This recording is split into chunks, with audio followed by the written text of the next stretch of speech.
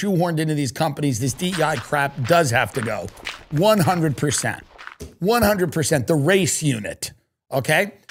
But I also think that, you know, does anyone think Larry Ellison bought CBS because he was concerned about blacks? I'm asking. Does anyone think that the Ellison family bought CBS because they were concerned about El Salvadorians not working in media? You think he's sitting down there on Palm Beach and going, I'm concerned that there's not enough Guatemalans in media? I don't think so. I don't think so. Or was he going, was he saying like, I wanna buy CBS News because I wanna make sure that people get hired based on merit. I don't want somebody that has a job at CBS thinking they just got it because of their color of their skin. That's so demoralizing. I don't want that. I hate imposter syndrome. It's my least favorite thing. So I'm going to spend billions of dollars. I'm going to buy it. We're going to install Barry Weiss to get rid of all the DEI stuff. And as a tiny corollary that has nothing to do with anything, we might look at the Israel coverage. While we're there, we might look at the Israel coverage. It's not the focal point. It's not the focal point. But while we're there, we might just look at the Israel coverage. We might look at it. Everybody's talking to me right now about how do I scale my e-commerce business? I say, have you heard of ShipStation? They go, what is that? I said, let me tell you right now.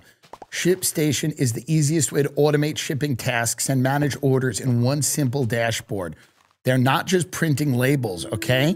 They've been able to scale businesses faster because of ShipStation's robust automation and reporting. So you have all the accurate up-to-the-moment data about your business and your deliveries. How does it feel knowing ShipStation's rate browser compares over 200 carriers to make sure you're always getting the best rates, up to 90% off?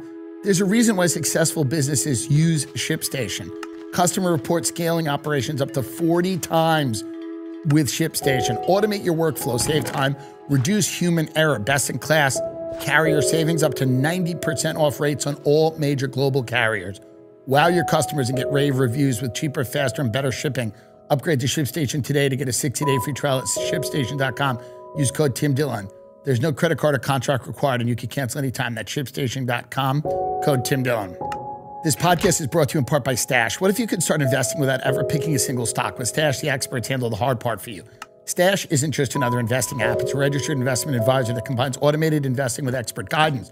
So you don't have to worry about figuring it out on your own. You can choose from personalized investments or let Stash's award-winning smart portfolio do the work for you. With Stash, investing doesn't feel like gambling. It's simple, smart, and stress-free, so your money can finally start working as hard as you do. Get access to world-class financial advice and personalized guidance for just $3 monthly subscription. Stash has already helped millions of Americans reach their financial goals. Don't let your money sit around. Put it to work with Stash. Go to get.stash.com/TIM to see how you can receive $25 towards your first stock purchase and to view important disclosures. That's get.stash.com/TIM. Paid non-client endorsement, not representative of all clients and not a guarantee. Investment advisory services offered by Stash Investments, LLC, and SEC registered investment advisor. Investing involves risk. Offer is subject to terms and conditions. Sydney Sweeney, friend of the show, did this jeans ad.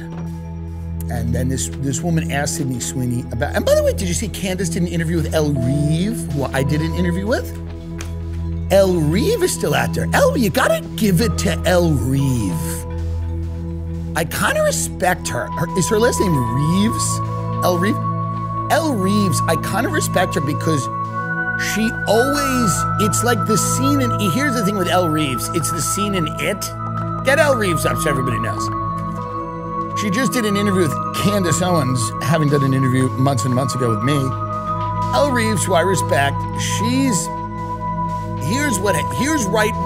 before you do an interview with Elle Reeves, what happens is, it's the scene from It where the rowboat, the paper that's made into a rowboat is sailing down the street in the water, and then it gets to that grating, and instead of a clown grabbing it, it's Elle Reeves. And she goes, I want to ask you a question. And you go, what? And she goes, that's a fun little boat. I like little boats. And you go, yeah. And she goes, does it bother you that most boats are owned by white men? And you're like, what? Elle, what are we doing? I want to ask you a question. I'm Elle Reeves. But another version of Elle Reeves was asking a question to Sydney Sweeney, and the question was, you did a jeans advertisement where you said Sydney Sweeney has good jeans, and people got angry about it. And Sydney Sweeney's angry. I don't even think Sydney Sweeney's that MAGA, by the way. I don't, maybe she is. I don't think she is. I think she just has a Republican family. She's probably like a normal human being that isn't a psychopath. She's an attractive woman. She's an actress. She has money. She just isn't nuts. And that doesn't mean I'll agree with her on anything or get along with her. I've never met her, and I don't know anything about her. I don't care what her opinions are, truly. But she doesn't strike me as some ideologically driven person. She's probably just like, hey man, I got a gig. I got a job. I did a jeans ad. They came up with this thing.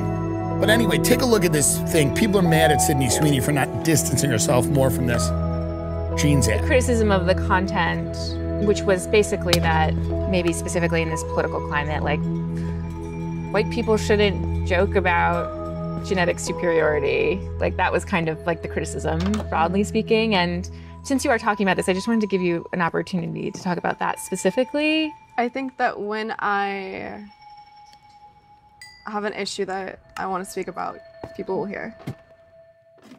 Right. Now, this is a good answer because, by the way, what she was basically saying is, listen, you've created this issue, so I'm not going to speak on it. What people realize when they're in the media is that somebody like Sydney Sweeney apologizing for this ad becomes the biggest entertainment news of the week. Even though this was somewhat big news, if she apologizes, they dig in. And they dig in because none of these people actually want an apology. They want to destroy your life, your career. So Sydney Sweeney goes, hey, if I have something I want to talk about, I'll talk about it. And people got a little mad at it and they said it was tone deaf or whatever, but what they want to do is draw her into this larger conversation about ethics and, you know, the responsibility you have a platform, and they want to do all this crap. And Sydney Sweeney just goes, listen, I'm a hot chick who's an actress. That's what I do. I got big tits. I'm an actress. I'm a good actress. That's what I am. That's what she is. She's not Condoleezza Rice. She's an actress. There's nothing wrong with it. She's probably, maybe she's smart. Maybe Jacob Elordi's a genius. I don't know. Maybe they're all geniuses over there. Maybe Zendaya's a genius. Maybe they're all geniuses on the cast Euphoria, the set. Where if you sat on set with them for 5 minutes, you go, oh my God, they're discussing the role of nation states after the Cold War. I don't know what they're doing. They say that Sydney Sweeney and Zendaya are in bitter feud over this, but whatever, who cares? I don't even care, it doesn't matter. The point is that now here's the only thing that Sydney Sweeney could have said better. I want you to play her question, and I'm gonna say what Sydney Sweeney should have said.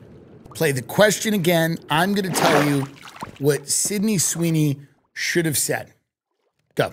Content, which was basically that maybe specifically in this political climate, like white people shouldn't joke about genetic superiority. Like that was kind of like the criticism, broadly speaking. And since you are talking about this, I just wanted to give you an opportunity to talk about that specifically. Heil Hitler. That's the answer that she could have said. If Sydney Sweeney just looked at her and went, Heil Hitler. Because here's the thing, that right then and there puts the interviewer on her back immediately. If you're Sydney Sweeney and you just say, Heil Hitler, and with the dead-eyed stare that Sweeney has, she just sits there with her big tits and her leather coat, and she looks right at the interviewer's face and goes, Heil Hitler. That's what I have to say. What do you have to say about it? That, to me, makes this is a lost moment for Sydney Sweeney, in my mind. In my mind, this is a missed opportunity for Sydney Sweeney. She missed an opportunity to do something really fun, which was to just stare at the interviewer and say, Heil Hitler. That, to me, is a missed opportunity. Hopefully, going forward, if Sydney Sweeney is asked a question like this again, okay, and she has this opportunity to come in with something simple and clear. Simple and clear, where she could just look at the interviewer and go, Heil Hitler. And then she'll be asked about that. The next interviewer will go, you were asked about a controversial jeans ad in an interview recently, and your response was Heil Hitler. And then Sydney Sweeney's response should even get quicker, where it's not even a verb. She just starts going like this. She just starts doing that, doing the Hitler salute instead of the words. So this is a fun thing to do, because then they could really have nowhere to go. If Sydney Sweeney just said, I'm a Nazi, full stop. What? I did a jeans ad, I'm a Nazi. I'm a Nazi, I did a jeans ad. All of a sudden now there's no more questions to ask. It's actually interesting if she comes out and says Heil Hitler, it actually stops the issue dead in its tracks. It ends the conversation once and for all. She goes, yeah, I'm a Nazi. She goes, I'm actually not a Republican. I'm not a member of MAGA. I am a Nazi. I'm a member of the Nazi Party. And then they go, interesting. Right then and there. And then they'll bring Zendaya in and they'll go, now what's going on with you? And Zendaya will go, I don't want to be on set with her. She's a Nazi.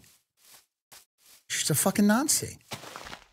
But then even, it's a great opportunity for her and Zendaya to can patch it up, because then Zendaya can go, you know what? I judged her for being a Nazi, but then I started hanging out with her. And I was kind of like, you know what? She's fun. She's actually a really fun Nazi. And I'm sorry that I had, I got to set and I had all this baggage with me and this idea of what Nazis were. And then me and her were at the red carpet one day and I didn't have gum. And she walked up to me and said, are you looking for gum? And I was like, I kind of am. And she gave me some of her gum. And then she looked at me and she said, well, now you're chewing Nazi gum. And I smiled and I realized that it's all so silly. Zendaya goes, it's all so silly. She goes, we're actors and actresses. We don't know what we are. We're Nazis, we're communists. It doesn't matter. We're not even real. I don't even exist. Sam Altman gave birth to a demon, and that's running the whole show now. I'm not even real. That jeans ad's not even real. No one can even fit in jeans. The American public can't wear jeans anymore. They wear big diapers, and they live in their own shit. That's really what it comes down to. Nobody's wearing jeans anymore. People wear diapers and they live in their own shit. And they try to find undigested food and they eat it. And they roll around on the hot face of the earth while it's baked by the sun, waiting for Peter Thiel to summon the AI demon that Trump is bringing the Chinese students in to make. I don't get the problem here. So what? In that estimation, whether Sydney Sweeney is or isn't a Nazi doesn't seem to matter. It doesn't seem to matter. I don't think it's a huge deal. It's not a big fucking deal. African TikTok star snatched and executed by jihadists on live stream while her family watched. Here's the thing with TikTok, and I'll say it again. I'll say this thing about TikTok. I've never gotten big on TikTok. People share some of my content, but this is TikTok is rough. It is tough out there. And this star, who is from the country of what country? Mali? What country is she from? Let's find out. Timbuktu, I think. Is it Timbuktu? Oh yeah, it's the Timbuktu region. It's the city of Tanka. We used to joke around, and Timbuktu meant just a faraway place. So my grandfather would be like, well, I gotta pick you up from Timbuktu? Like, it's a funny thing. But I always thought like Timbuktu would actually be nice and calm, but apparently it's not. Mariam Cisse was shot dead in the streets by suspected members of the notorious sammA at Nasra al-Islam wal Musliminin on November 7th. Can we, I don't want to watch her death, obviously, but is there on TikTok, do we have any of this? Or probably not, right? I think it got removed. They removed it. And you know what would piss her off? It's probably her most viewed thing. There's no way it's not her most viewed thing. Well, she was a loyalist to the army, and this jihadist group was angry at the army, and she was a popular TikToker, and they just snatched her. They snatched her up. Let's see this. They snatched her up, and they then executed her in the middle of the street on TikTok.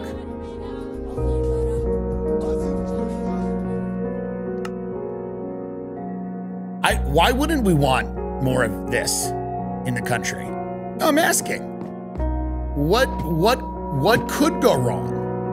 100% pure nicotine, always tobacco-free. Lucy breakers and nicotine pouches with an extra surprise. Each pouch holds a capsule that can be broken up to release extra flavor and hydration. Set yourself up with a subscription and have Lucy delivered straight to your door.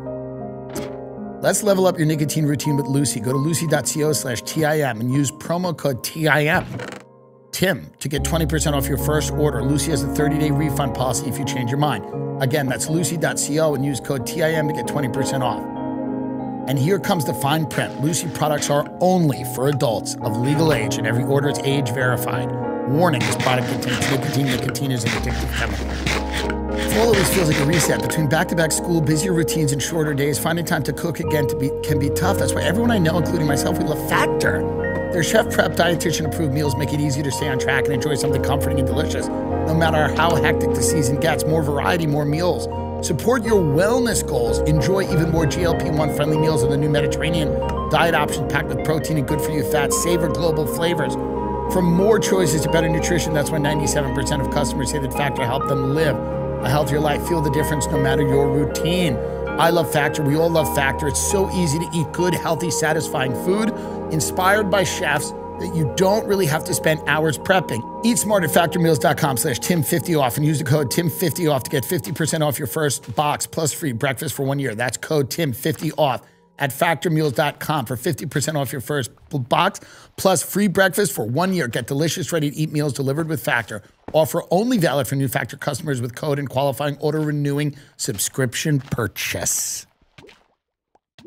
Bring this story up. These two kids from New Jersey, there was some terror plot. One of them's actually good looking. And they were from New Jersey, and they're two young Muslim children, and not children, they're adults. And Tomas Khan, Jimenez Guzel, and Milo Sederat were recently arrested in connection with an alleged ISIS-inspired terror plot in Michigan. The suspects were part of a larger multi-agency investigation that led to arrests across the countries. Now, by the way, sometimes a lot of this is the FBI stoking this or who knows what this is. I'm not commenting on the actual, I'm just saying reportedly this has happened. These are kids from Montclair, New Jersey, which is not like an economically disadvantaged area. These are wealthy kids that are being radicalized on the internet, and they're planning to attack a gay club or something. And there are two Montclair teens arrested for alleged terror plots.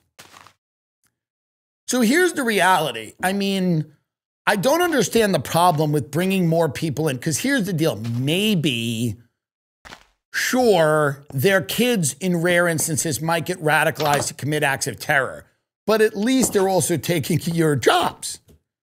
So, I mean, it's a win-win. It's a win-win-win-win-win. Because you could be a good person. It's very easy to be a good person. You just had to give up your right to speech, to own a house, and to have a job. And to maybe not get attacked if you go out. And then you'll be a good person. It's the easiest way to be a good person now. You just got to give up any standard of living you might have had or wanted and invite people into your own country to come and maybe kill you. But here's the upside. You'll be a good person. You're a good person. No one will call you a name. No one will call you a name. In fact, at your funeral, they will say great things about you. They will say phenomenal things about you at your funeral once you have been killed. Two Montclair teens arrested for alleged terror plot planned to become ISIS fighters. Let's go down here. The NYPD's Intelligence and Counterterrorism Bureau, which, by the way, Mamdani, I think, is getting rid of, quietly led the investigation and arrested 2 teenagers from New Jersey with the help of the FBI. Blobbity, blobbity, blobbity. They were 2 kids. They were 19, former college athletes. They were charged with participating in an ISIS-inspired terror ring. We've started to see a steady increase in would-be foreign fighters going to 2 places, Syria and Africa. Huh.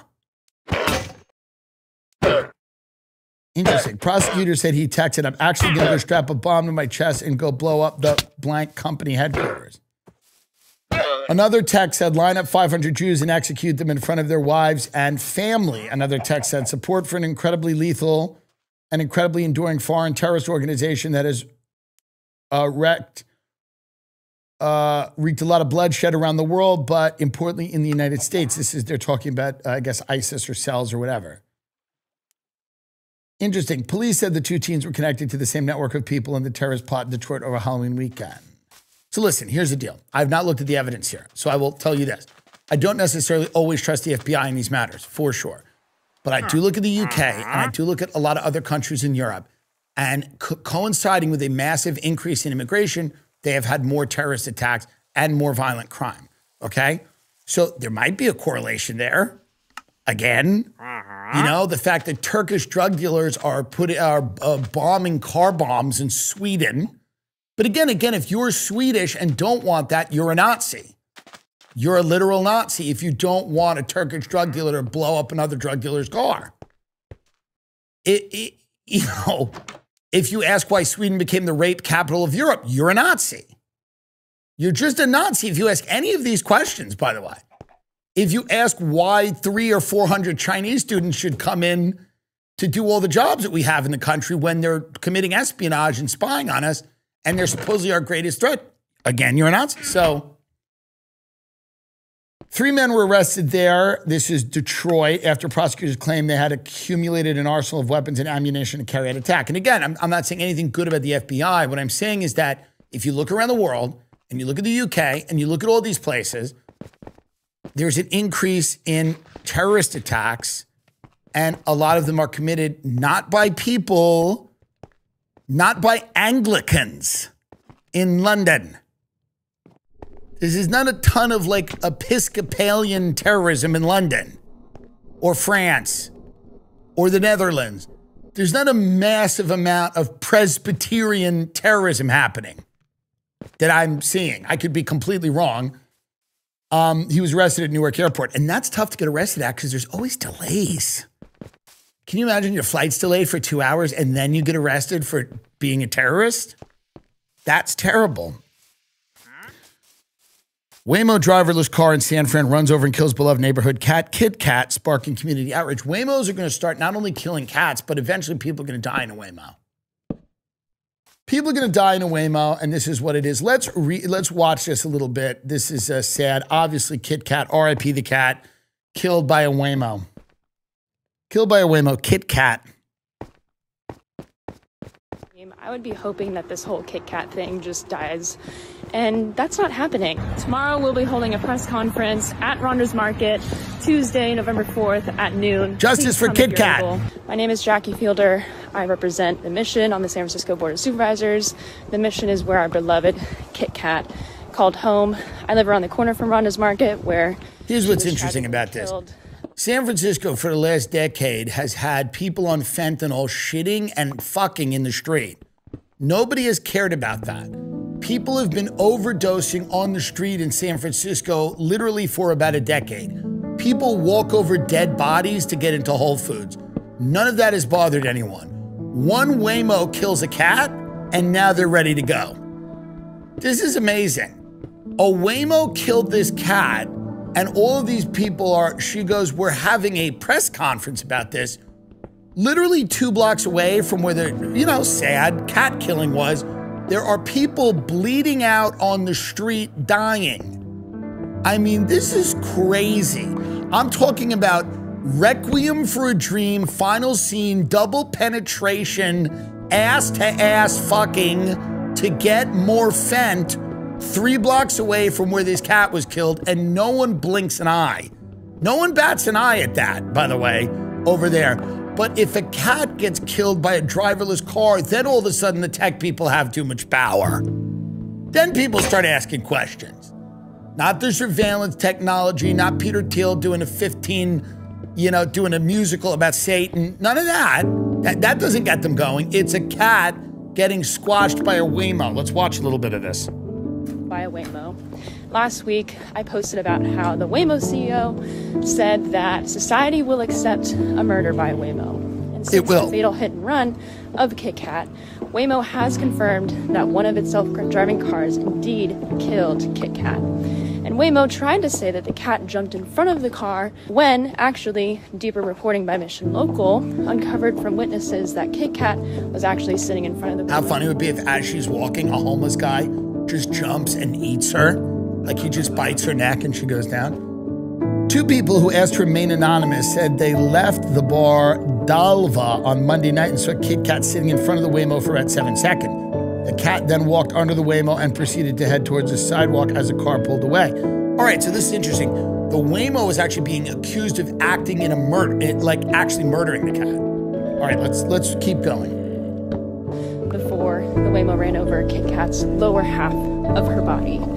And the poor thing crawled 10 feet back to the sidewalk and suffered a horrible, horrible long unaliving. AVs collect endless amounts of data on us, and a road ridership from struggling transportation, public transportation, contribute to traffic congestion and also drive harmful mining practices in the global south. Yeah, get her out of here. Get her out of here. I can't deal with this harmful mining. These people want white guilt will kill us all. It will kill us all, by the way.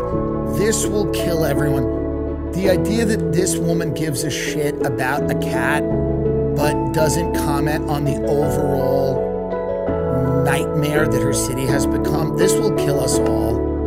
It's a white woman who will make excuses for why someone is shooting up in front of your kids. Always, without fail, it'll be a white woman who looks like her who will make excuses for why someone is shooting fentanyl in a Panera. Because there's a certain sickness where certain white people like to get off on explaining to their kids that other people are on drugs, and they kind of like it. They like, I know a sick fuck who lives in Venice, and he goes, my son has a window right by the alley, and he sees the homeless people, and it's cool. It's a good experience for him to have. And I go, no, it's not. You're sick. It's actually not a good experience. But they like that. There's a certain breed of white scum that believes that homeless people are fun, teachable moments for their children. That having junkies around is fun because they get to teach compassion to their children.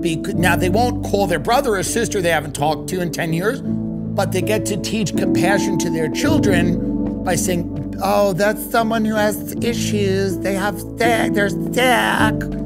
They have a problem. This is a pathology. I'd never encountered it until I was in LA, or actually in San Francisco to the West Coast, Portland and Seattle, where people actually fetishize sick people dying on the street. And they like it. There's something about them, they like it. They like explaining it to their children, and that it shows that they're somehow good people because they urge compassion. Not everyone has a house like we do. Not everyone's lucky enough to have a house like this. So what they need is a steady stream of junk. And then there's the sick people who just light them on fire. There's a lot of like finance or tech people that probably late at night will grab these homeless people and just kill them, light them on fire, or rape them or murder them, truly, to get off. That's probably happening too, as a guess. But I think the larger problem is that you have like the white guilt brigade that's out there going, well, and isn't like, I hear about this, that the kids, they have their favorite homeless person. This is how sick it is. I'm telling you right now, I've heard this in Los Angeles. People go, well, it's our unhoused neighbor and my son loves him and he always brings a little treat for my son. He always brings like a little toy for my son. And I go, how sick are you people? You know when the Echo Park homeless encampment got busted up in LA, a homeless encampment where a woman died, OD'd on fentanyl? You know who really hated it? The community of sick people that fetishize dying homeless people. And they walk their kids around that little homeless encampment where they showed their children dying homeless people because they treated those fentanyl addicts like people in a zoo. They're disgusting and sick, and they should be sent to the Ukraine and killed. Anyway, I'm on the road, so see me if you'd like. Lots of fun dates coming up, lots of shows. We'll see you in Fort Lauderdale this weekend. It's sold out, all except for one. Chicago's sold out. We've added a show. We will see you in Fort Lauderdale, in Schaumburg, Illinois, in San Jose, California, in Salt Lake City, Utah. We'll see you in Brea, California. We'll see you in Denver, Colorado. We'll see you in Houston, Texas. We're figuring out a few other dates for the winter as well. And then we're going to take some time off the road and really try to get this hour together. We'll launch a theater tour down the road, but we're also taking a break to work on this film that we're all very excited about, Joker 3. Ladies and gentlemen, as always, thank you for listening. And go take your kids today and find your favorite homeless person and have your kid give that homeless person a treat, because you are a sick fuck and you are destroying the world. Have a great night. This is the discussion I used to have with Elon all the time. He'd come in the West Wing. He won all these, guarantees on the button. I said, dude, you don't understand. You're asking people that make $42,000 a year to essentially get all these tax breaks. Steve Bannon is once again feuding with Elon Musk. Specifically, Bannon was hammering Musk for demanding that the Trump administration not touch electric vehicle tax subsidies, which conveniently would have helped Americans buy Teslas. Cenk, what are your 2 cents here? I love this civil war. And whose side am I going to be on? You're going to see on in a second. I think this one is uncomplicated, though gut-wrenching, where who I have to back on this one. Go ahead. Now, before Bannon started his tirade against Musk, he was discussing a recent development in the world of artificial intelligence. Last week, OpenAI's CFO, Sarah Friar, startled investors when she suggested that in order to finance AI computing chips, OpenAI could or should get government backing. Here's that clip. And so this is where we're looking for an ecosystem of banks, private equity, maybe even governmental, the ways governments can come to bear. Meaning like a federal subsidy or something? Meaning like just first of all, the backstop, the guarantee that allows the financing to happen. That can really drop the cost of the financing, but also increase the loan to value. So the amount of debt that you can take on top of an equity portion for so some federal backstop for chip investment. Exactly, and I think we're seeing that. I think the US government in particular has been incredibly forward-leaning, has really understood that AI is almost a national strategic asset. Now that sparked immediate backlash, but Friar and OpenAI CEO Sam Altman have since walked back those comments, but the damage was done. Now here is Bannon's response to that segment. Take a look. They're going to sit there and go, because this is a national security situation against the Chinese Communist Party, because lo and behold, we can't let them win the AI race, that we're going to need government support, just like the defense industry needs government support. We need government support now to the tune of hundreds of billions of dollars, not simply on the data centers, but to power the data centers. And of course, the leaders of the climate change movement, all these progressives in the tech area, the tech bros, the oligarchs, have now all got old-time religion, and you can burn anything, do anything, just as long as they get power. No one has taken the time to walk the American people through this. This has to stop. It has to stop. We kind of need a presentation on exactly what this is going. You don't want any regulation. It takes more. You have more regulation on a nail salon on Capitol Hill than you have on the entire, a technology that could end the world. Bannon went on to explain why tech oligarchs are turning young Americans away from capitalism. Take a look. And then we got to talk about the economics of it. If the basic schmendricks are going to be the guarantor, and now they're talking about loans. If you either guarantor or loan, that means U.S. taxpayer is in the deal. If you're in the deal, then you got to get a piece of the ups. Right now, they're treating you like a fool.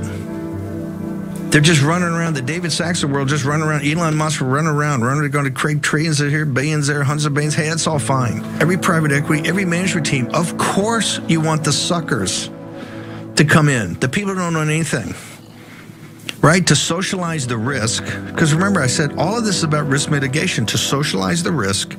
And you guys keep all the upside. That has to stop. This is why young people don't believe in capitalism. Because you know what? That is not capitalism. That's corporatism. Cenk, what do you make of this? They're watching the show. Come on, keep it real. I mean, that's word for word what I say, right?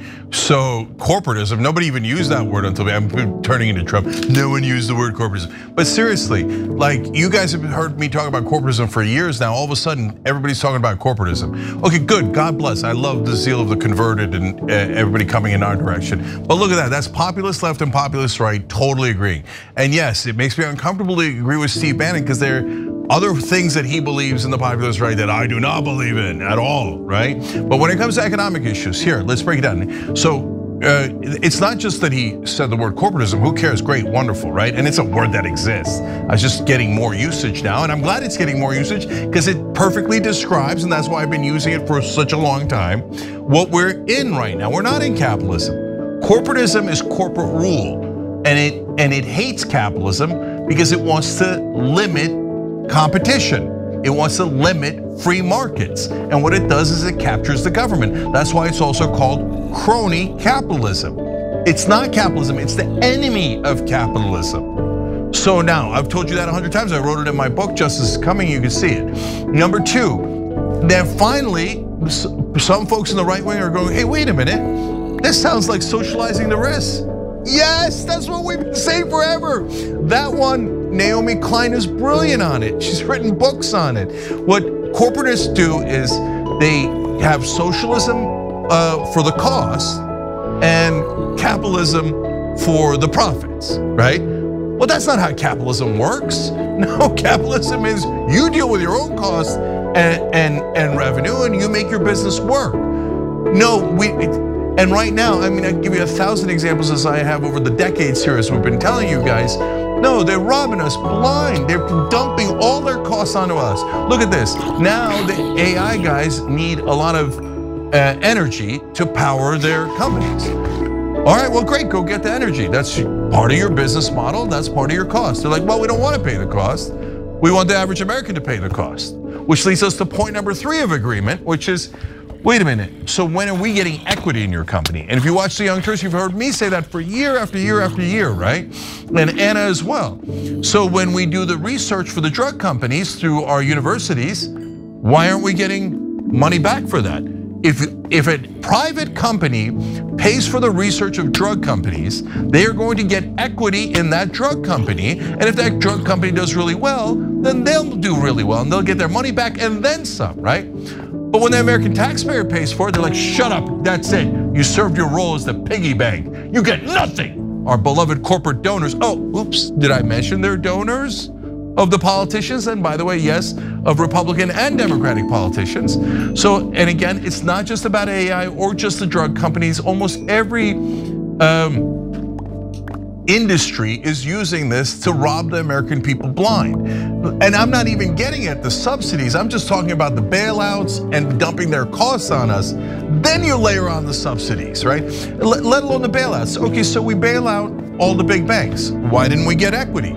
If a private company had given them the amount of money the US taxpayers gave the banks back in 2008, we would have owned all the banks. They had no leverage at all. We would have gotten minimum 90% of their equity. Why didn't we at least get 10%? So we can now have a piece of their record-breaking profits. Because no, you pay the costs because they bribed all of our politicians. And look at that. And here I'm gonna give some interesting credit to I'm already uncomfortable enough with the credit I'm giving to Bannon, but to Trump a little bit too, right? Because Elon Musk, according to Bannon's description, if it's to be believed, walks in and he's the largest donor, even more so than Miriam. I forget, between him and Miriam Adelson, it was close. They were in the top 3 together. And some random conservative dude, Air, who's like, "I'll protect my money, lower taxes," right? Anyway, Elon walks in with the top 3 donors and he's like, "Okay, now here's the subsidies I want back from the American people. Give it to me, give it to me, give it to me. I already bribed you. I already gave you all this money. I gave you $250 million and then some. So now you give me $250 billion or $2.5 trillion in these subsidies." I mean, brazen. So the credit to Trump is apparently he didn't immediately give it to him, and that pissed off Elon, and now we're in this kind of cold war between Elon and Bannon and Trump and all these different guys. So credit where credit is due, but although he did give Miriam Adelson everything she wanted, and he did give all the oil companies everything they wanted, and all the drug companies everything they wanted, I don't know, maybe it would have just taken longer to give Elon what he wanted, but Elon definitely apparently wanted it. And so it wasn't like, "Oh, I love the American people. I'm giving all this money to Trump just because I care about America first. And remember the H-1B visas, give them all to me, give me all the subsidies, give me all the money, and now I want a backstop." Now, finally, Jordan, to the particular point here about the federal backstop. They literally walked it back, as you said. And they said, "Well, I used the word backstop, but I think that's where the confusion comes in, and I'm not sure that that's really what I meant." No, we just saw the tape. She said, "Do you mean a federal backstop?" And the person from the AI company said, "Exactly." No, she meant it. There's no, and then she explained it. It's a guarantee. When the US government, so here, I'll give you an example, and we'll use TYT as the example, okay? If the government weirdly, magically decided, you know what, any loan that TYT gets as a media company, we're gonna guarantee it. That would be a monumental advantage. Okay, why? Then you go to a bank, you go, "It's backed by the federal government." You have literally nothing to lose. So instead of charging me 10%, 5%, whatever you're gonna charge me 1% or 2%, because it's literally guaranteed. It's free money, right? So then you get a much lower interest rate. Your costs are much lower because you don't have to pay more interest. Okay, and then on top of that, I go, "Hey, you know what? I don't want to borrow 10 million anymore. Now I want to borrow 100 million because it's guaranteed." They go, "Well, it's guaranteed." So all of a sudden you have extra leverage and you could borrow all that money. So those are all the advantages that the AI companies want that no other company gets. Unless again, they're among the other companies that have also bribed the US government, right? So that is not the free market. That's the exact opposite of the free market. That's saying I'm going to pick that winner and I'm not going to do it based on whether they're better, they're good at competition, they're good in the free market. I'm going to pick them based on the fact that they gave me a bribe, and now I'm going to take not my money, but your money, American taxpayers, and I'm gonna pay back that bribe 1,000-fold, because it's not my money, it's the suckers at home that believe in this gross government, right? And that's how this game is played. But the good news, don't lose track of the good news.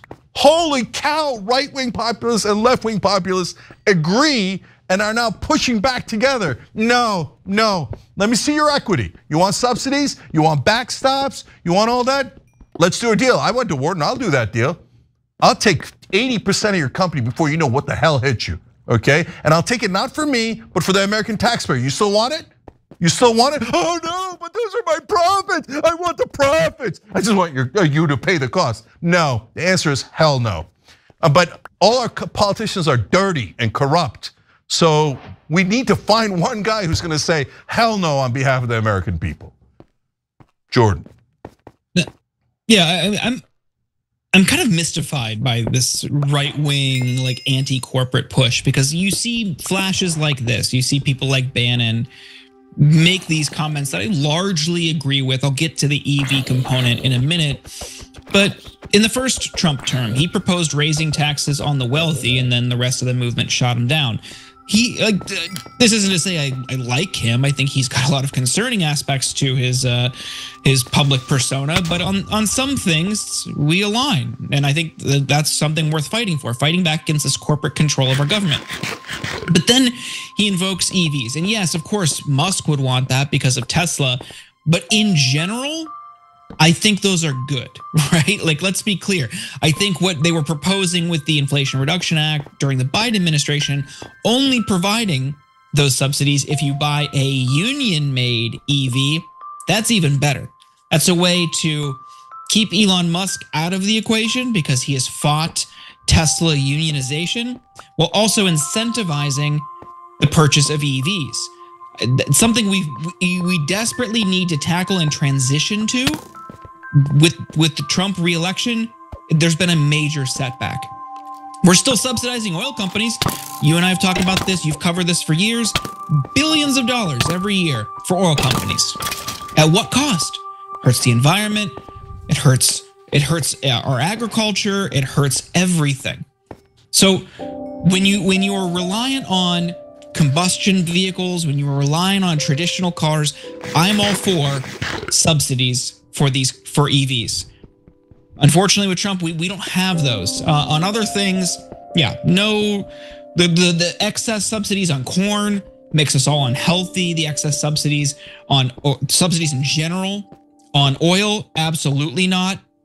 But on this thing, I kind of see how he's approaching it just because he doesn't like Elon Musk. But I do actually like subsidies on EVs. Yeah, I have the same policy on that, which is, look, I get it. When it's a nascent industry and the government is trying to stimulate that industry and get it up off the ground, there's logic in it. Why we do $35 billion a year in oil subsidies is mystifying. That's not a nascent industry, it's a mature industry. It's a deeply, deeply profitable industry. Those oil subsidies are nothing but an absolute robbery. Flat out, 100% rob the average American to give to corporate donors that have legally bribed all of our politicians, okay? So the EVs are a different situation because you're trying to accomplish a goal here and you're trying to get an industry going on its own 2 feet, and then you're supposed to let it go, by the way. But even so, Jordan, I would take equity. Like, you want subsidies, okay, then let's make a reasonable deal. If you're a nascent industry, maybe I take 20% equity, maybe I take 10% equity. But don't tell me that American taxpayers have to give you money for free and we're never gonna get anything in return. No, I'm at a blanket no on that now. No, I love that, especially for scientific advancements, pharmaceuticals. We're not investing. Why are we investing in the research process of these, funding largely the research and development of these new drugs, and then have to go and pay full price? You're lucky if you have insurance, thanks to this government, and then you got to pay hundreds of dollars for essential medication. No. We funded it. We get it. Yeah. All right. Interestingly, people fighting for the average American has broken out in America. So we'll take that silver lining, we'll take that little bit of ray of hope and run with it. Every time you ring the bell below, an angel gets his wings. Totally not true, but it does keep you updated on our live shows. You said the other day that you regret voting for Donald Trump. You stick by that? Do you regret it? You went as far as saying impeach. Do you still believe that today? And why? Oh yeah, absolutely. Tucker Carlson, Steve Bannon, Charlie Kirk are all out there right now saying you will destroy your coalition if you do this. You will absolutely split MAGA into a civil war against each other. You said you're a radical libertarian, don't like the militarization, worried about the tyranny of government, etc. So are you opposed to the Marines in LA? Well, joining me now, Dave Smith. He's one of the leading libertarians in the country. His show is called Part of the Problem. And he has just said that he is upset that he voted for Donald Trump. So we're gonna talk to him about it, and we're gonna see if we could find a mutual answer for the problem of going to war in Iran, which neither one of us wanna do. Dave, welcome back. Thank you, Cenk. Thank you so much for having me. Yeah, no problem. So first, let's talk about whether we should talk. Then we'll talk about what we talked about in the past. And then we'll finally get to how do we end this war, okay? How do we stop this war? So first, we asked our audience, should we form a coalition with the right against the war with Iran? Because a lot of people on the left say, no, the right is verboten. Don't ever talk to them, don't have a beer with them, don't do anything with them. For Young Turks members are totally different. 97% said yes, okay. So that's a pretty good number. So Dave, first, I did a debate with you about Israel. You and I were on the same side. It was against Dennis Prager and Batya Ungar Sargon, right? And let's be honest, we annihilated them, right? Okay, and at that time, you were pretty set against Trump. What made you vote for Trump in the first place?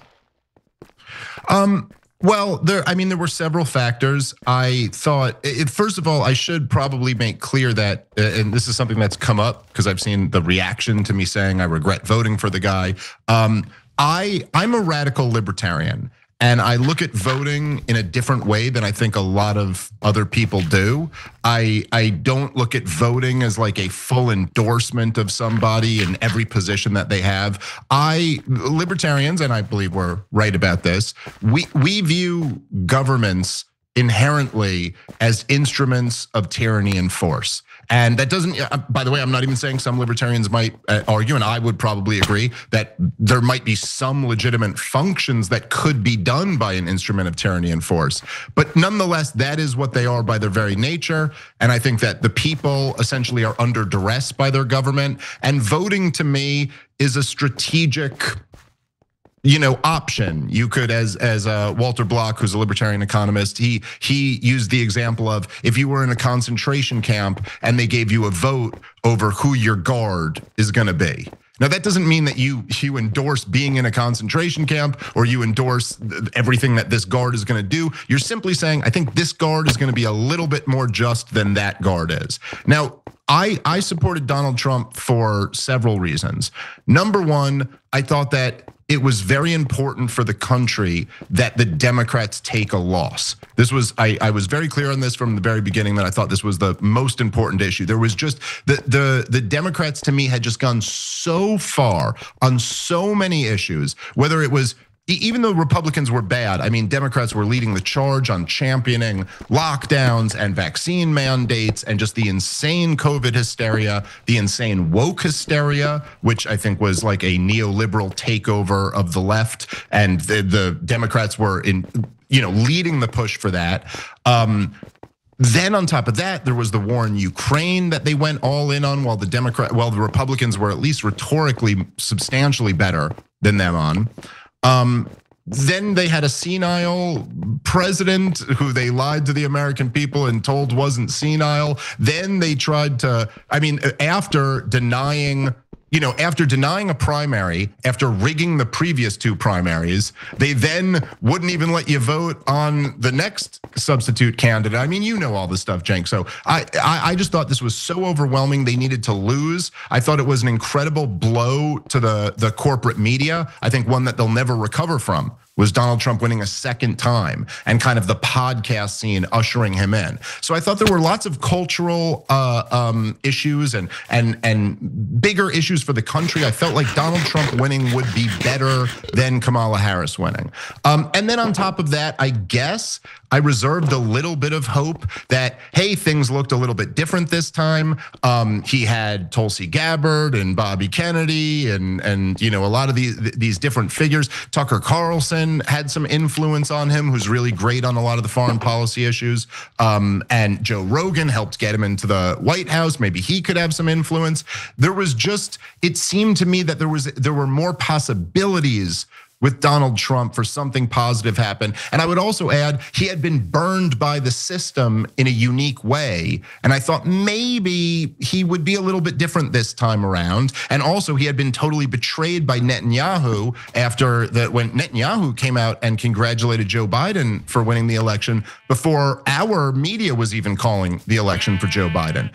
So anyway, I thought maybe there's a shot he'd be a little bit better. And I thought, with all the factors, I put in on, I'm going to support this guy. Yeah, so look, there's plenty that I disagree with you on that analysis, and there's plenty I agree with you on that analysis. The Democrats did lie to the country. Joe Biden was too old, and it was absurd. Corporate media did lie, and corporate media, I love that they were defeated. That's why that tweet that people found to be controversial, I was not 1% happy that Donald Trump won. But I said after that he won, we were out of the establishment prison and in the populist woods. And I prefer to be in the populous woods than in the establishment prison. And that prison was set by corporate media, mainstream media, et cetera. And so now there's a jailbreak. And that's why we're in the conversation we are about Iran. They say, of course you have to go to war with Iran. Who do you think you are? You know, if Israel commands us to go, you must go, right? But now independent media is saying no, and that's what we're united about. That's what we're gonna get to in a second. But you did mention one thing there that drew my interest. Super quick, because I really want to talk about the war. But you said you're a radical libertarian, don't like the militarization, worried about the tyranny of government, et cetera. So are you opposed to the Marines in LA? Well, I mean, no. I think that's a little bit different of a question. And really? I don't, generally speaking, I don't like the government doing anything. And I don't like our government being so militarized. I've been an opponent of the militarization of the police for many years at this point. I do think that there is, and look, this could be a whole topic that we talk quite a lot about, but the riots of 2020 and things like that, I simply do not believe should be allowed to happen. And I also don't think that they're very organic in nature. I think that there are there's big business behind a lot of these things and big money behind a lot of these events. And listen, when protests turn violent, I think that that does need to be stopped, and whatever that takes. I'd prefer it doesn't take the military to do that, but I am not for violence in the street. I'm not for destroying people's property. I thought it was an absolute outrage in 2020 that we were society, we have this militarized police and all of this stuff, and the one time that there might be a legitimate need for it, they just stand down and allow dozens of people to be murdered and thousands to be assaulted and billions of dollars in property damage. I mean, I think it's appalling. I also think it's appalling when cops are spraying pepper spray into nonviolent protests and things like that. But I don't have much tolerance for riots. Okay, good. So neither do I. I believe in nonviolence. We're going to talk about that in the context of the war protests in a minute. But good, because otherwise we've established that we really do disagree on other issues, right? I think the Marines in LA is an abomination, and I think you're totally wrong about that, especially as a libertarian. I think that, as you saw the 22 corporations that sponsor the military parade, our military has gotten corporatized, and so if you're worried about I'm against the parade. Yeah, okay. Yeah. So the US military in the streets is exactly the tyranny of government that you guys were worried about. But okay, so we disagree on things, good. Okay, now let's talk about things we agree on, right? It's called being an American. And I want everybody to know, and these days, especially on the left, I love you guys, okay? But Americans are allowed to disagree on different things and agree on others. I know it's a revolutionary thought, but we're doing a revolution here. Okay, so you and I both agree we should not go into Iran. But now, because of Donald Trump's actions, you have now flipped on Donald Trump. So you said the other day that you regret voting for Donald Trump. You stick by that? Do you regret it? And you said you went as far as saying impeached. You still believe that today? And why? Oh yeah, absolutely. I mean, look, at this point, look, Cenk, with a lot of these things, what do I have? I don't have any power over actual government policy, but I have a little bit of an audience, and then I have an influence on some people who have audiences, and so I can have a little bit of influence on a broader conversation. And what else can you do when the president of the United States is leading us into the most disastrous policy imaginable, and I'm on record having supported the guy? What can I say other than, yeah, I shouldn't have done that, and this is terrible, and let me try in my little part to rally as many people that I can to give pushback to this, and not due to my influence, but just in a very good turn of events, and because some people have shown real integrity, and also because I think there's a certain desire amongst the people. But we've seen a lot of very influential MAGA figures really say that they will not put up with this and they will not support this. And I think that's something that should be celebrated by everybody who is against the absolute catastrophe that a further escalating war in Iran would be. And look, it's not as if Donald Trump doesn't have to run for re-election. He does have midterms coming up, and he does need his coalition to some degree in order to get his agenda through. But the only thing that many of us can do at this point is try our best to create a situation where there will be a cost to be paid for him doing this. And so I think that it's been pretty clear. I mean, look, it's pretty remarkable. Forget me, but like figures like Tucker Carlson, Steve Bannon, Charlie Kirk are all out there right now saying, you will destroy your coalition if you do this. You will absolutely split MAGA into a civil war against each other. And so that is, if you think about it in the game of politics, a huge cost to be imposed on somebody. And so right in this very prescient moment, the fact that that cost is being imposed, I think is a great thing. And if I can play any part in that, then I'm happy to do it. And also, Cenk, is something that I think me and you kind of have in common. I don't know, man, when I get on these shows and I start talking, I'm just gonna say what I think is true, And so, I didn't even like really plan out that I was gonna say on Breaking Points the other day, like, I regret supporting him and he should be impeached or whatever. It was just like, I kind of knew it might happen because that's how I felt. But then I just started talking to Sager and Crystal, and that's how I feel. And why should he be impeached and removed? Come on, it's so obvious.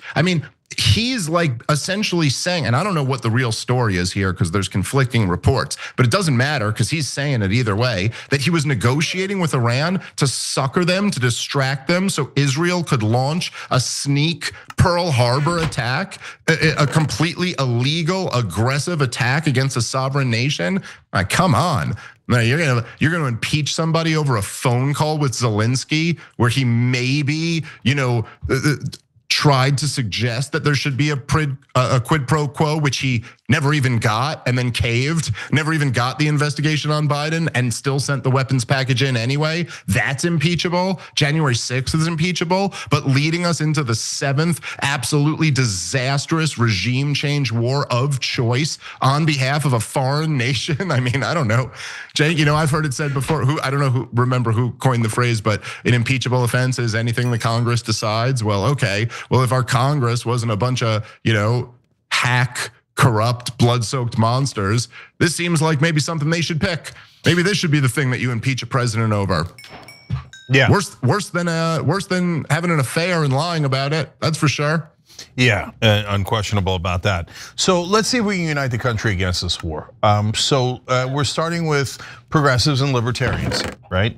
So, Dave, I came up with an idea. I'm gonna run it by you. You're the first person I'm running it by. Let's see if we can get agreement on it and see what we can do going forward, right? The idea is called Operation Consequences. And so the first step was going to be having us pick champions for our side and have them introduce the War Power Resolution Act, right? And good news, since they're our champions, they already did it without us asking, okay? Yes. So my guess is you would have picked Thomas Massie. I would have picked Bernie Sanders, and Thomas Massie and Bernie Sanders have introduced legislation to bring the power of war back to Congress, which is where the Constitution has it, right? So let's get back to our constitutional system. Let's get back to war. So step one's already done because that's what champions are made of, right? So, okay, step two is a pledge that if anybody votes yes on this resolution, that we never vote for them again. Ever, ever, ever, okay? You can tell me you're great on every other issue and I could really like you, but you vote yes on this war and we're done with you forever. What do you think? 100%, yes. Okay, so we set up a site, it's like, it just directs back to a pledge. We're gonna do more and more as we go along, but the pledge is to never vote for anyone who voted yes on this war. And it's called unitedagainstwar.com, and we'll have the link down below, unitedagainstwar.com, okay? So now, here's the reason to do a pledge. If it turns out, Dave, that it's just me and you, and we ask, our audience, you ask your audience, I'm part of the problem. We both talk about it in all the shows we go on, but we just can't get to like 1 million people that sign the pledge. People aren't gonna take it seriously. 12,000 people, that's nice, but it's not gonna work, right? And maybe, Dave, what we wind up doing is, Al Capone's vault here. Like you remember Geraldo made a big deal about it, hyped it up, and then it turns out there wasn't anything in it, right? But if you get to 1 million or 2 million voters who say they will never vote for someone who votes for this war, or you get to 5 million, now all of a sudden a little bit of concern starts to creep in. And mainstream media starts to go, who are these rabble rousers? And how dare they be against this war? So now I'm gonna get to the next steps in a second, but a mass of people promising like a new voting bloc, totally divorced from the parties. And this is really important. Dave, what I'm saying is do it in your primaries. So nobody's doing unilateral surrender to the other side, right? So if a Democrat votes for this war, you must go vote in a primary against them, right? And if a Republican votes for this war, same thing, go in a Republican primary and vote against them. Does that part make sense? Sure, absolutely. Yeah, so now, the most important part is the actual accountability, right? And that has 2 phases. So first part of the accountability is, I hope we get volunteers. We do Operation Hope, tyt.com/hope, but you can volunteer in any way, shape, or form. You don't have to volunteer, you can just do it on your own, right? Find your local congressman, find your senator, and just ask them, right? You'd be shocked at how easy it is. Just Google it, find out who they are, email or phone, and ask them, are you in favor of the War Powers Resolution? And Dave, what's great about this resolution is the president can't veto it. It's a congressional power in the Constitution, right? And they must vote on it in 15 days. So it sits in committee usually for 15 days, and it's a privileged bill. So it's gonna get a vote, and everyone's gonna go on the record. That is why pressuring people to, and basically what you're doing, Dave, is a public service announcement to your members of Congress, to your representatives.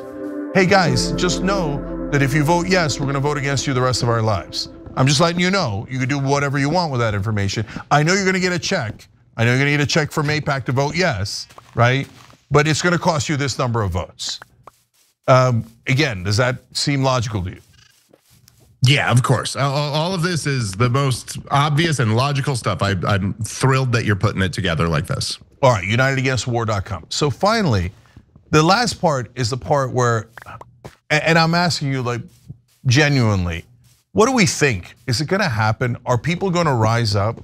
Or are they gonna go back to tribalism and they're just gonna go, well, no, I mean, I don't wanna say no because because of Trump and because my party, and oh, but the Democrats leadership says we should vote yes, blah, blah, blah. Or are there gonna be real consequences? Are the American people gonna rise up enough that we cost them a bunch of seats?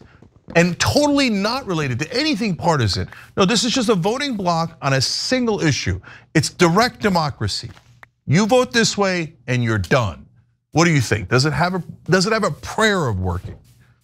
All right, so this is interesting, and I always want to be a little bit humble when I'm predicting what's going to happen next, because predicting the future is always a tough business, and there's sometimes things will be so obvious that you could predict, like it's like, hey, if you shut down the economy and print $6 trillion, that's gonna have some negative impacts on the economy. Like, okay, there's some things you can predict, but there's some things that are tougher, and there's a lot going on here, and we don't know everything. I'll say this, there is the Hawks right now are celebrating the success of this, this war 5 days into it. That's always the case. They always celebrate it right away. They always, every single war of my lifetime, they're bragging about it as soon as it starts. It's not till it goes bad that they start admitting the truth, if they ever do. Maybe there is some chance. I've heard it argued that Iran is a better candidate for regime change than Iraq or Libya or Syria or Yemen or any of these other regime change arenas, or Afghanistan that we've seen in the last 25 years. Maybe there is some sliver of a chance that the regime gets overthrown and it's not the catastrophe that it was in all of these other areas. I find this to be very hard to believe, but just with the caveat that maybe there's some chance that it goes that way. It seems much, much, much more likely that it's going to be exactly what the other 6 countries in Wesley Clark's 7 countries in 5 years turned out being, and this will be the 7th catastrophe. I think at this point, they're in a regime change war.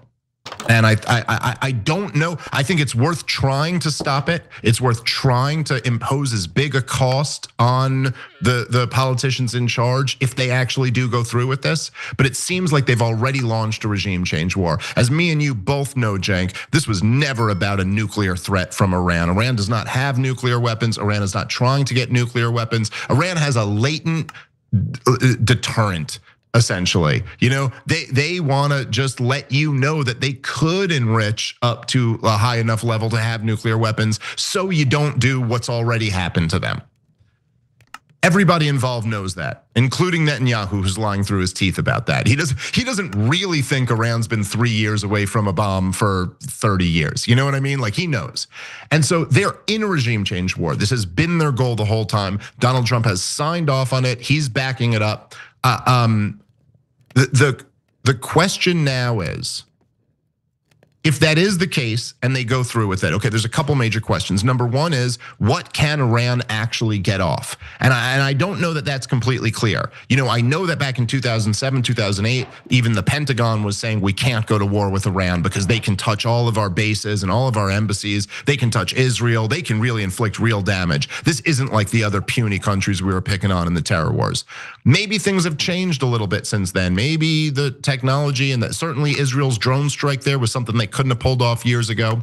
But I think the real question to get at the heart of what you're talking about here is, 9/11 happened in September of 2001. We invaded Iraq in 2003. They spent all of 2002 laying out this propaganda, this cover that was somewhat believable in the wake of 9/11. It was like, hey, 9/11 just happened. There's this rogue Arab regime that was in on 9/11 and is friends with the terrorists, and he's developing nuclear weapons or has nuclear weapons, and he's going to hand them off to the terrorists, and then they're going to nuke. Al Qaeda is going to nuke Kansas because Saddam Hussein gave them the. Okay, now look, obviously it was all, and obviously it was not. None of it was true, and. These were not Saddam Hussein's friends, and he didn't have the weapons, but at least there was a cover story there. Here, there is no cover story. This is just clearly Israel's war. And also, they don't have control of the media in the way they used to. They don't have control of the narrative. And so with guys like me and you and hundreds more like us, who are all going to be telling the truth about this to pretty big audiences, I don't see how all of that works. And if we really are entering this phase, we're entering a new phase in America. As much as we were in March of 2020, maybe even more so, this dynamic cannot stand. They can't have all of us telling the truth while they haven't even laid out a propaganda campaign if they're launching another regime change war. It just simply can't work. I don't know if they're gonna try to silence us, if they're really gonna weaponize the law against us, or if they're just gonna fail at their mission, or there'll be a revolt. I don't know what the answer is, but I'm telling you, with all these facts on the ground, this doesn't work. And so we will see. We're in a whole new time right now. Maybe I'm wrong. Maybe cooler heads will prevail here. Maybe they will go back to the negotiating table. But I gotta tell you, Cenk, I don't think so. I mean, every signal is that this regime change is going through. And so, again, I support doing everything we can to stop it, but I don't know what happens in the next chapter of this. Yeah, but it's going to be interesting. So let's talk about the upsides that you mentioned and the downsides. So is it true that it's a regime change war? Absolutely. And notice how quickly they move the goalposts, right? Because they started with, weapons of mass destruction. They're about to have nukes. Then instantly, Netanyahu goes on Fox News, Bret Baier asked him about it. Oh yeah, they weren't gonna get it for a whole year anyway. Okay, and I'm gonna play you a Netanyahu clip if you haven't seen it yet. Daily Show put it together, I love it. to show you what a giant liar he is. But I don't want people to lose focus. I think what Dave is saying about independent media, well, we're gonna test it. This is the beginning. This is the very first day of us testing the power of independent media, okay? So I wanna come back and talk about that in a second, but I wanna bring up that Netanyahu clip, because in case you didn't see it on the Young Turks show today, we're normally live 6 to 8 p.m. Eastern, then we do interviews like this with David, 8 o'clock and other folks, right? And so we played it for you guys, but I wanna play it here, because if you're new to this, understand how much, let's be honest, the government of Israel overall, and specifically Benjamin Netanyahu, has been lying to Americans for the last 33 years. Watch. If not stopped, Iran could produce a nuclear weapon in a very short time. It could be a year, it could be within a few months.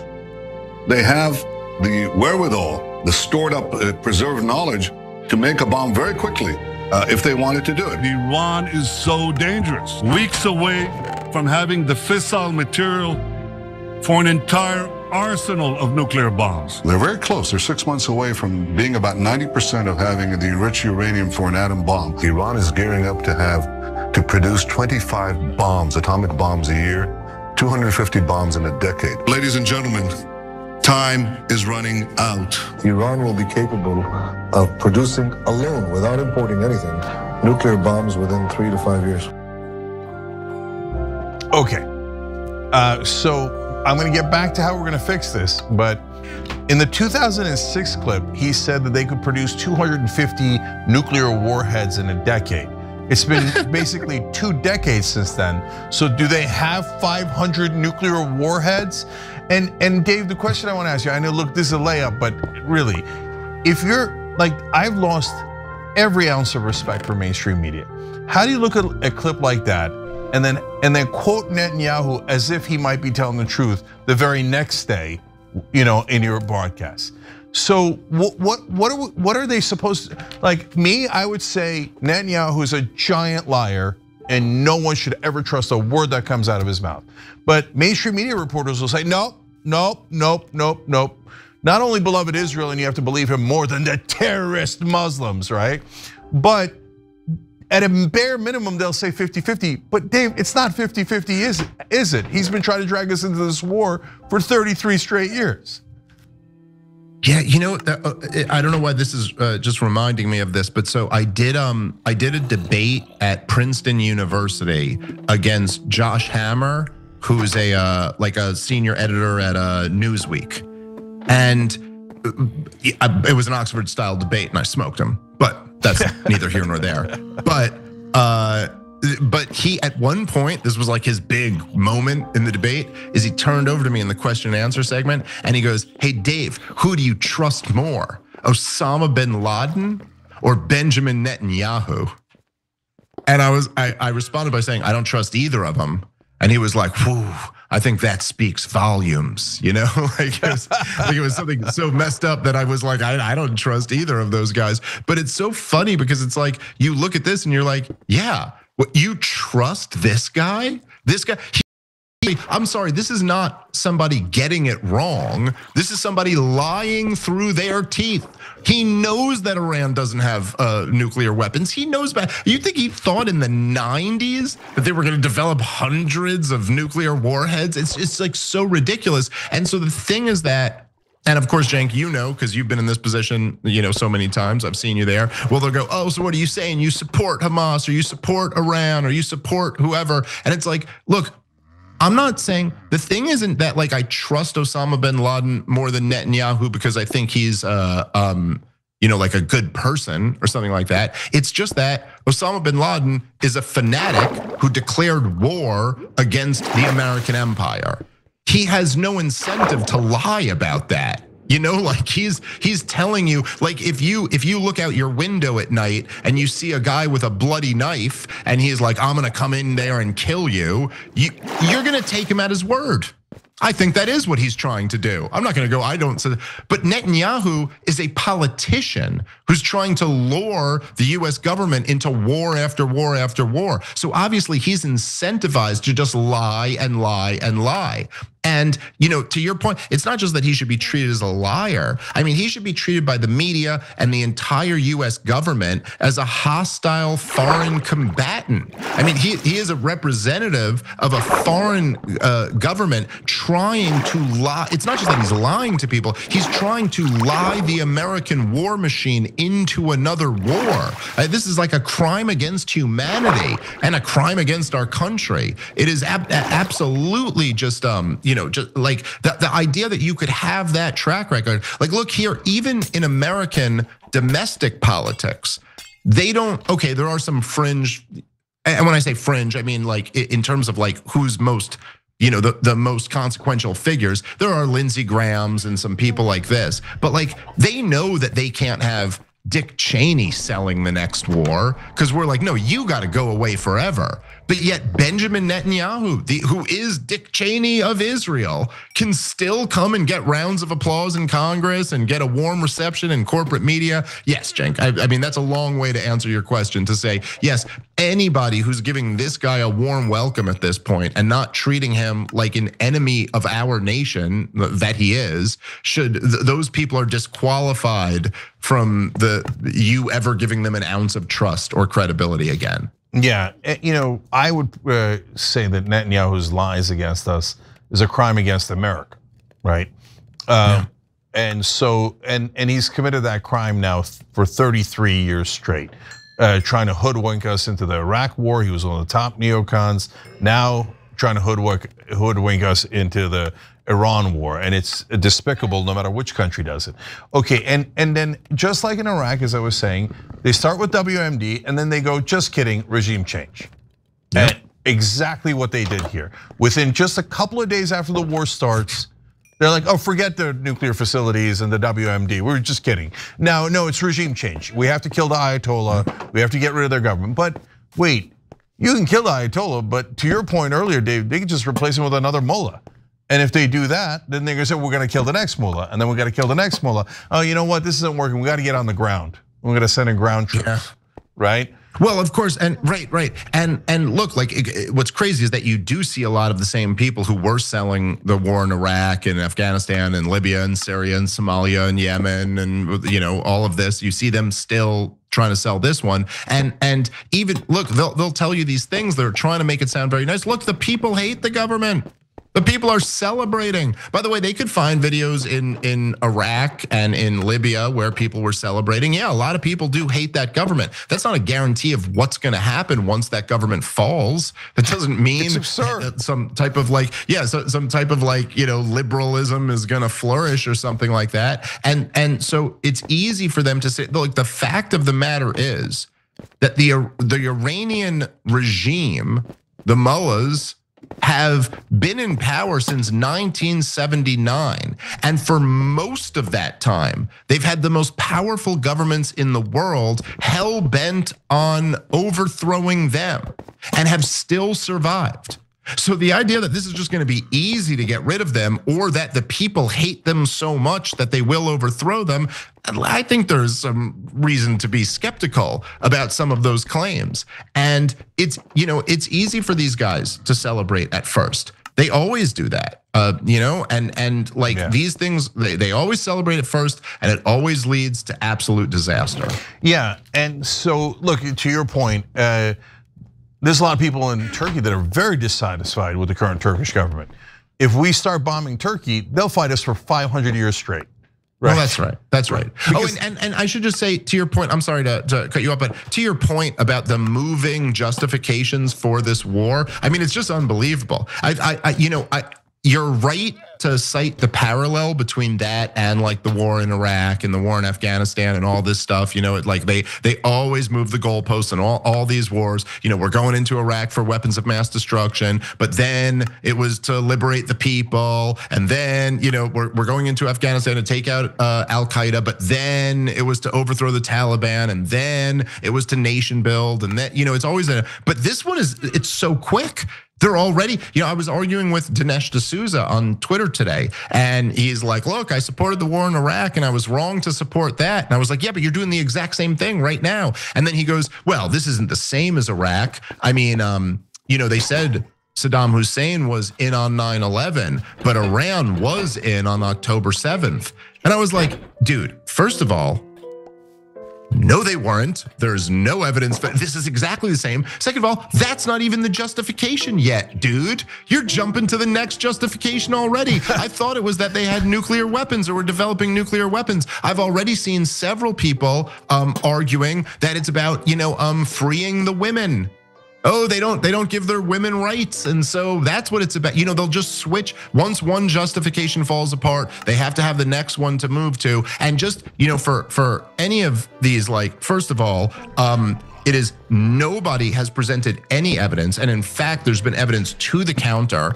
The US intelligence said that the Iranians were surprised by October 7th. Now, you could argue that they have sold weapons to Hamas at one point in the past, or in fact, I think they have. I don't exactly know how much weapons they've sold to Hamas. They've certainly sold weapons to Hezbollah and to the Houthis, but regardless, is that the standard now, Jank? That if you sell weapons to someone and they attack you, you're guilty of the attack? Because by the way, if that's the standard, you don't want to go through what the US and Israel are guilty of. You know what I mean? We've sold weapons to half the goddamn country, the world, excuse me. And so that justification completely falls apart. But I will say, especially just because I'm on the Young Turks, I guess, that I think it is when they say the stuff about the feminist stuff, I think that is to try to get the liberals and leftists on hey, come on, look at how oppressive this regime is to their women. I mean, you believe in women's rights and all this stuff. And look,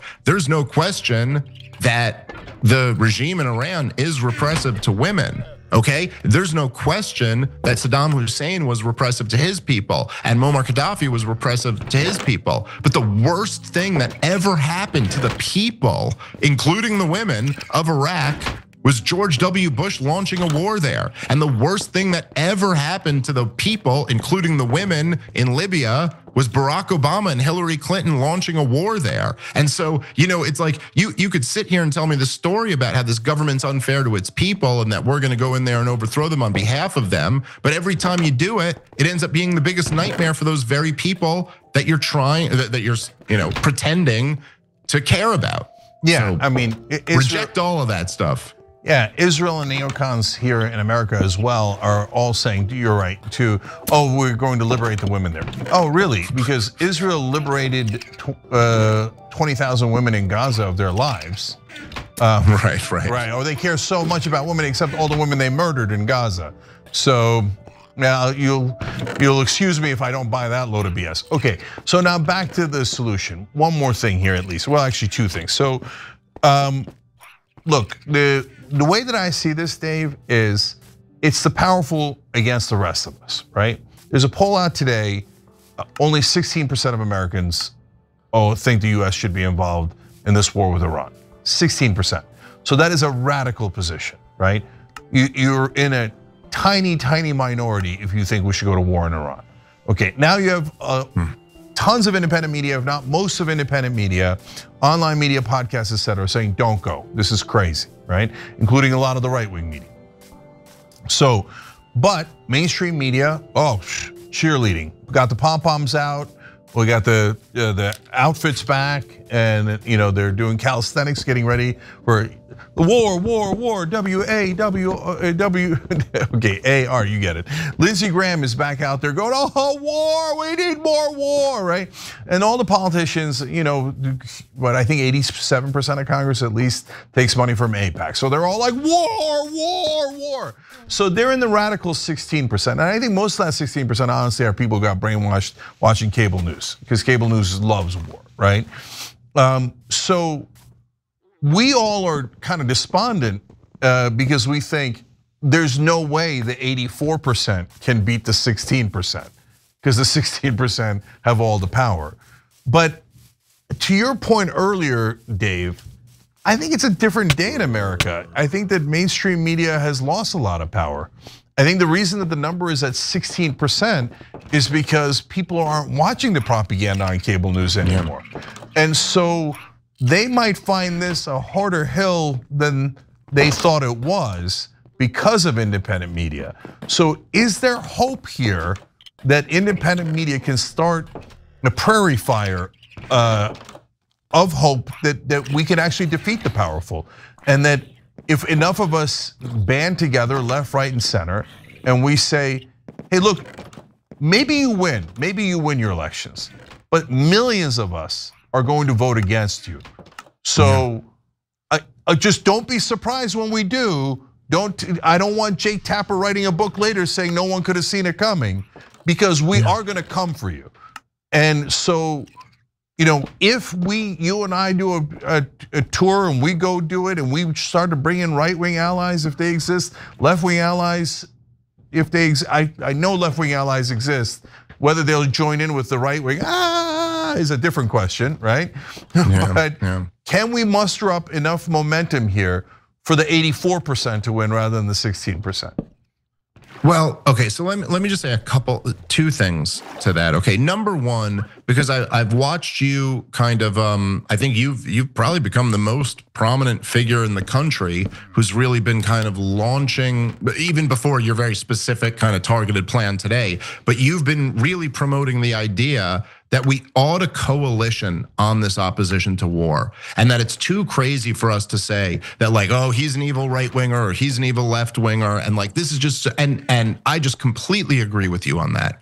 And I'm a child of the Ron Paul revolution, as we like to call it back then, and that was always his stance, like coalition with anybody who you agree on an issue. Now, look, I will admit that probably in general, when it comes to coalitioning, there's like, everything's within reason, okay? And like, I probably would not coalition with Lindsey Graham about like lowering top marginal income tax rates, even though we might agree on that issue. Like, I'm not gonna coalition with Lindsey Graham because my agreements with him are so much more important. Excuse me, my disagreements with him are so much more important than this tiny agreement with him that I just wouldn't do that. And he's so monstrous for the things that I don't like about him. But this is an issue, and I will say that I think particularly on the left, you do have this issue. And part of this is, again, I'm not saying that there's not this issue on the right at all, or that everyone on the left has it. I just think it's more of an issue on the left. And part of this is because culturally speaking, the right has gotten beat up for many, many years. The right is more happy to just have anybody on their side about any issue. The left has had this major problem, and I think it's something that you've talked about it. You and Anna, I've heard you kind of like discuss this in the past, that over kind of like the last 15 years, the left was almost lured into this kind of like cultural space where there was an inability to like prioritize certain issues above other issues, or ever have like a hierarchy of outrages, or say that like, look, this thing, while it's a little bit wrong, it's really not that important. It's just not nearly as important as this. And I watched this for years. It really saddened me as somebody who's from the left.